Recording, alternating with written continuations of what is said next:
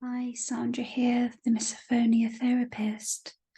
And today's question, or rather it's a comparison, is what is the difference between exposure therapy and the type of therapy I practice, which is solution-focused hypnotherapy.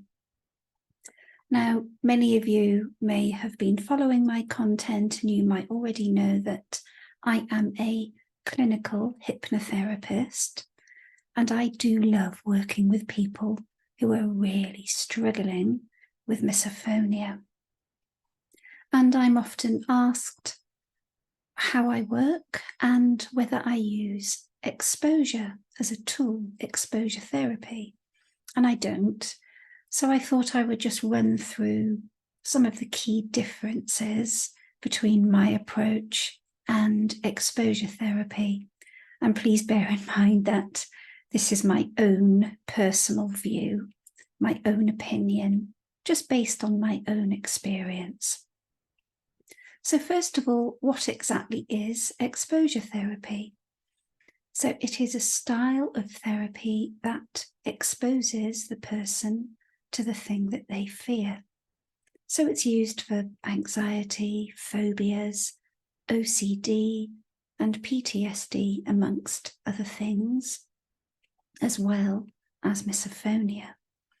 And the basic premise is that by repetitive exposure, our brains can become accustomed to the trigger and then reevaluate it as non-threatening. And this, of course, could lead to less avoidance and more freedom to live life free from the fear. The exposure itself can be real. So, for example, a person could be asked to touch a snake if they had a snake phobia, or it could be imagined. So they could be asked to imagine touching a snake. So for misophonia sufferers, they might be asked to expose themselves to the noise or imagine doing so.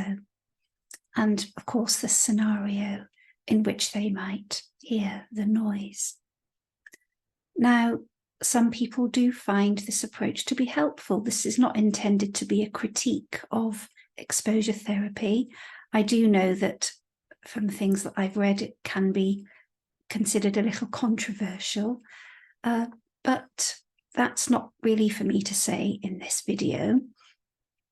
Now, solution-focused therapy and the use of hypnosis, which, like I said, is what I do, is a little different in that there is very little focus on the sound itself or the trigger. So we know that the amygdala, which is part of your brain, it is basically like your own security guard, has assessed the sound that triggers you as being a threat, which is why you go into fight or flight when you hear it or you imagine hearing it. We don't always know why this happens. In fact, most of the time we really don't, because it's created subconsciously and driven subconsciously. And the subconscious mind can work in very mysterious ways.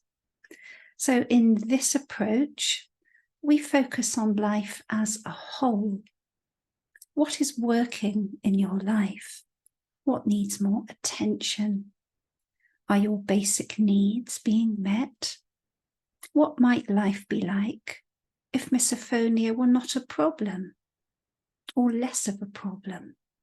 So it's really about attending to the potential underlying drivers rather than focusing directly on the symptom itself. And furthermore, hypnosis as a tool can open up the subconscious parts of the mind and offer insights that you might not necessarily have been aware of or even thought were relevant. So there's no direct exposure to the sound itself purposefully, but instead we draw our attention onto different things. And in this way, we can sometimes help to train the mind to notice and focus on other things. and maybe to start believing in our ability to cope better with life, cope better with the triggers, and maybe even start to entertain the possibility of living life in a different way, outside of the comfort zone in spite of the trigger. And now, of course, once a person has resolved what might be underpinning the misophonic response, sometimes the trigger may be less of a problem in the future. So no style of therapy is magic. I would certainly never talk about offering a cure, but the brain is capable of far more than we imagine. And when we start to use it in a different way and train it to focus on positives, on other things, a whole new perspective can sometimes be seen. So I hope you found this video interesting, helpful, and I will be back again tomorrow. Bye for now.